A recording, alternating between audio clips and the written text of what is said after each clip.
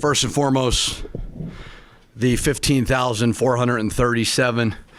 Can't tell you thank you enough. We have recruits watching in the building. Our players are going to talk about these type of moments for the rest of their lives. I mean, I had times I'm on the bench where I'm like, don't start crying because it's so special. That's what I truly felt. It's a special, special building.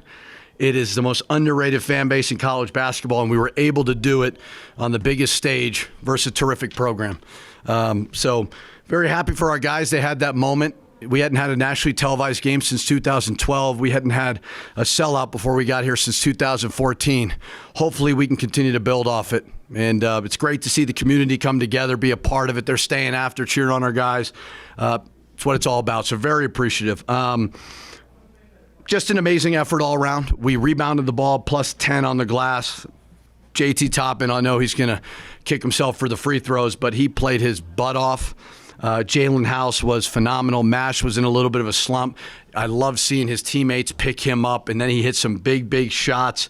And our defensive intensity was terrific. So a great day for our fan base and our team, and we'll enjoy it, and then we'll turn the page tomorrow. Coach, they had you down in the first half. What changed for you to close on a 17-2 run? They had no turnovers, and we stopped turning the ball over. When we talked about it, I think we had 5 at the time. They had nothing. And then when we went on that run, their number was up, and ours was the same as it was. And I thought that was the run more than anything. True came in, give us some really good minutes. The building got electric and loud, and so it was certainly a testament to turning them over. We had to turn them over. So between enjoying those moments on the bench where the crowd's going crazy, did you take any time to think, okay, do I rein him in right now when Jalen's going off like he was throughout the game? No, I think it's overblown. I think we've talked about it too much. I'm really happy he's on my team. There's going to be times he's going to be emotional. I know every coach in this league, I know every coach in the country would take a Jalen House. So I'm not trying to rein him in. I'm going to live with who he is, and who he is a really, really good player. Coach, did you anticipate you being able to match their physicality?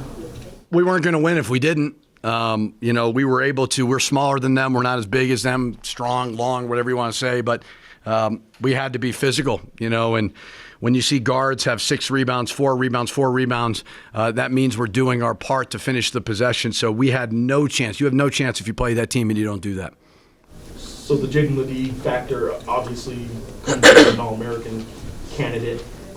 What did you guys do to take him out most of the game? Team effort off him. We had to swarm him. Whether they didn't get a lot of post-ups with him as much as the elbow stuff, and we were just saying, listen, because they made some threes in the first half because we were helping off him. We wanted somebody else to beat us because he is like you said, an All-American, and he can get going. So I thought we did a really good job on him. You touched on not start the second half like you had the previous couple games. What was the difference? I don't know. I don't know what it is. I don't think it's one thing, but it's obviously been a problem prior to this. But I think in this building, just the energy, our guys were feeding off it. And they know, too, like they saw in the first 3 conference games, even the one that we won versus Wyoming by 17, we did not start well in the second half. We were much, much better. You touched on it a little bit in your opening statement, but JT and True coming out as true freshmen and playing kind of unafraid. The lights weren't too bright for them. Was there any sort of talk leading up in practice, or is that just who they are as players? That's who they are. It's hard. Everybody's got to make a decision. We're going to recruit freshmen or high school kids, or we're going to recruit transfers. I want to blend, and I love to see the guys that come here out of high school grow and be a major, major part of this program. So we all know it's year to year. Who knows who stays around? I do know this. That they play in that environment, they're going to want to stay. Everybody talks about NIL. That is important. Not a lot of people get to play in front of that type of a crowd. Kind of piggybacking off of that, specifically with True, what does it mean to have not just a player come off the bench and perform, but a freshman come in, be kind of that energizer that he is as well? He was. We put him in and we went on that 17-2 run. Jalen certainly can do that, but True has the wingspan to be able to do that and disrupt. He is fearless. He's got a great belief in himself. He works hard. He practices hard, and he's a true competitor. The block party you guys had out there, especially the first half, what was up with that? Was that scouting or? No, it's not scouting. I think more than anything, they were taking it to JT and Nelly. Those guys are talented shot blockers. I believe school record, right? One off. One off. 13 on most of the Mountain West game. Okay. So that is a school record, Mountain West game. Great job of rotating. Those two guys are really good shot blockers, so I just thought they were aggressive to rotate over. You know, nothing's fallen in the first half, and then Mustafa gets 2 threes. He's playing himself into the role that I think everyone thought he was going to have. And just talk about his impact. Proud of him because he started, obviously with a really big slump, and I felt bad for him. He has stayed the course. His attitude has been really, really good. We know he's a better shooter than that. I thought we missed a lot of shots in the first half from the perimeter, but we talked about it. We got to make more threes. We did that, and obviously the second half we shot 53%. But for Mustafa to kind of snap out of that, it's really good for him. So a result like that against a team like that is enough, I know. But everything that sort of maybe media, maybe some local writer keeps writing about, and fans keep getting at you about, is Mustafa slumping, Mashburn slumping, second half starts. You guys seem to answer every single one of the recent criticisms all in one game. Have you talked to them about any of those things, like in the locker room coming in this game? I have for 2.5 years raved about our fans. Raved. I do not care one bit about their opinion on how we're going to play. I love them. They are amazing.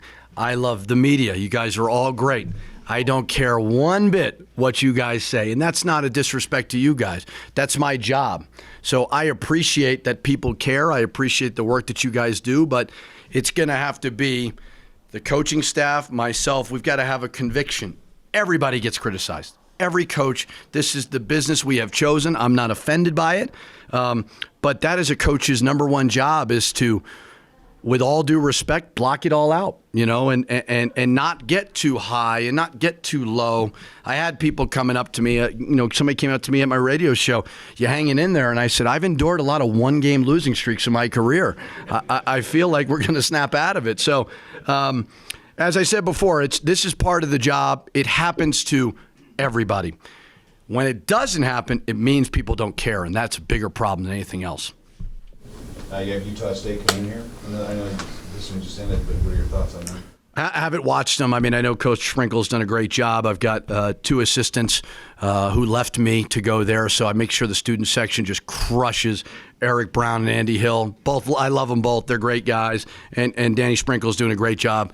I haven't watched much of it, so we'll certainly enjoy this today and then turn the page tomorrow. Anything else for Coach? A smidge off topic, but do you have any comment as the father of the halftime tic-tac-toe champion? He walked up to me and he had the Milk Duds, and he knows I love Milk Duds, so very, very proud of him. The basket shouldn't have counted because the X was still on the court, but Jack's a winner, so I'm not surprised one bit. Thank you.